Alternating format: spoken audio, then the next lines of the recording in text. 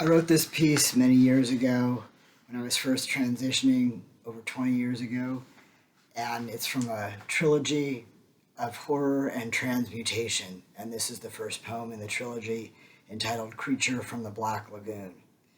Transition, transgender, transmutation, mutation, permutation, the infinite possibilities of remaking oneself, the possibilities of becoming, mutating into a different form, but not by gene, by hormone.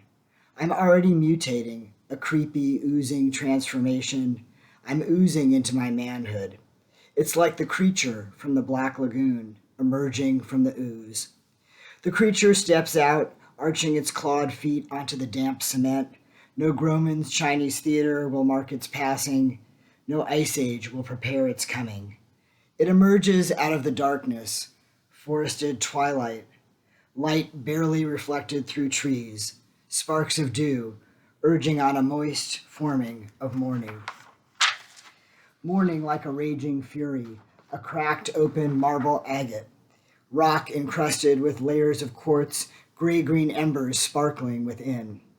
The creature lived in that egg for centuries. She pushed her granite toes out into someone else's existence. She forged a human likeness of herself. No miner's hands could hold her back. She sprayed herself with cool waters from atop Rainbow Falls. That cracking open was hard work.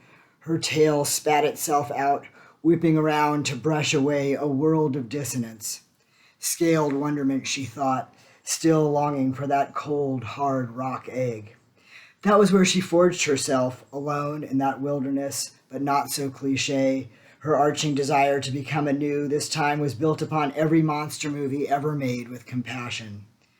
The creature steps forward onto gentle sands, wind whipping through her tender eyelashes.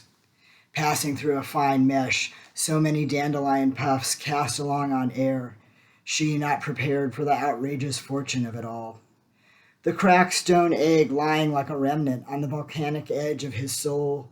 Into this fire he leapt, he sang, he rocked himself silly, he waddled, he danced, he paraded around.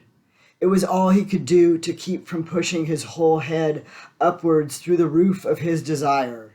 That was what he wanted, emerging in this way, all the creatured parts of himself, and he was not afraid, coming to this moment.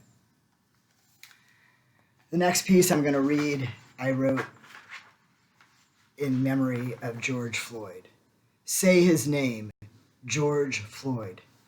Because several white officers with their knees on the neck of a black man is not lawful arrest. Because the taking of a black man's air is not an accident. Because the blatant snuffing of a life, a black man's life, a murder on display to reinforce, reify, reclaim white power and control is not an accident. Is not an accident, is not resisting arrest, is not anything but a lynching. Is rage, is rioting, is destruction, is marching in the streets in the middle of a pandemic, is broken glass on sidewalks, is a message, is an order to stay in your place, is no health care, is no justice, is no peace, is darkness, is say his name, George Floyd, is not that killing in Minnesota, is his name, gasping for air, the windpipe cut off, is pulsing into the lungs of the oppressed, is not lawful. Thank you for listening to my pieces.